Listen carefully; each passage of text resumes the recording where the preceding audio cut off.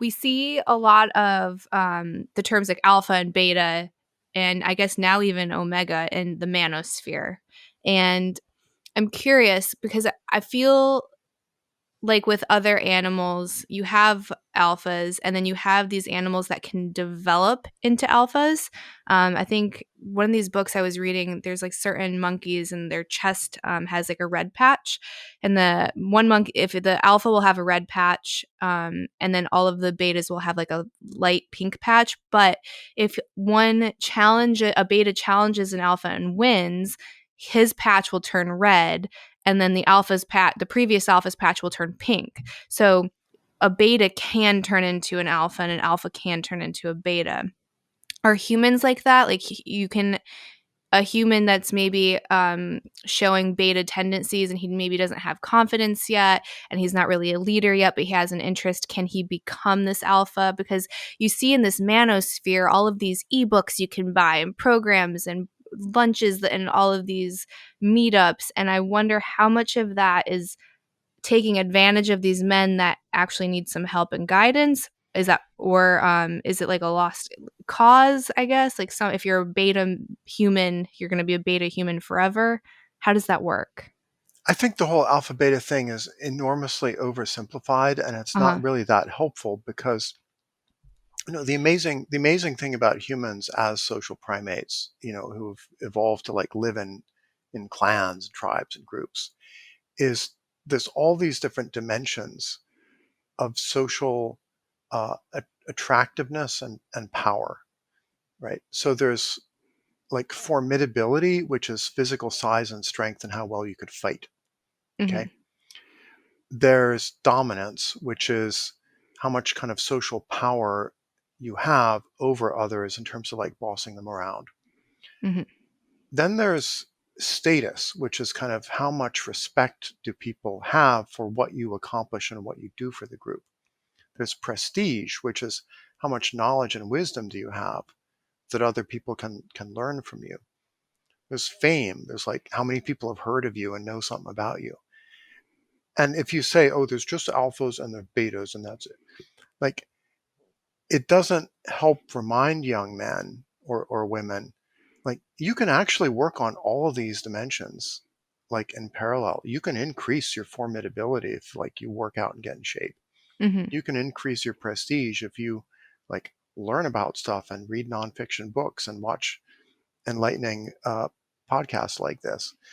And like though if you're more aware of all these different ways you can be socially attractive, it immediately leads to young people asking themselves, well, what can I work on? Ooh, I Mhm. could I could easily like boost this part of it and boost that.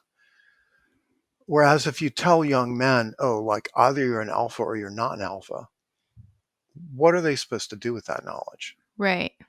It's just not very helpful. And also they have a stereotype of what an alpha looks like Right. that is a lot more about like Dwayne the Rock Johnson than like Elon Musk or than like um, movie director Zack Snyder or So anybody I else guess who's doing Elon awesome would be stuff. considered an omega from what I've heard. So like omega is like you have a lot of the attributes of an alpha, like you're still sexually desirable, but in a non-traditional way. So maybe you're like a brilliant scientist or an inventor or a professor, whatever it is. So it's not like being this Yeah. big chiseled guy. So I guess now they have their own category. Yeah. The trouble is if you frame like physical dominance as the most important form of being an alpha, you're actually missing a lot of what women are attracted to. So yes, women are attracted to dominance, no doubt, but it's not the only thing. Mhm. And particularly if you're a young man, you might not have the social confidence and the formidability and like the sexual experience to really succeed in projecting that kind of dominance. Mhm. It's also ironic. A lot of the manosphere guys will be like, the only way to achieve dominance is like buy my course and do these steps. Uh-huh. Yeah. In fact, a lot of young men would be much better off just doing like some dom sub role play Ooh. in the bedroom and like figure out how do I just at least pretend to be dominant in kind Mhm. of a explicitly sexual situation. Mhm. I think that actually levels you up much faster than like taking a bunch of manosphere seminars. I think so too, because I was gonna say I think a lot of what these guys are looking for is how to show up as more attractive to their mate. Like they don't really care about being super beefy or, having the thickest beard or whatever challenge that they're trying to meet.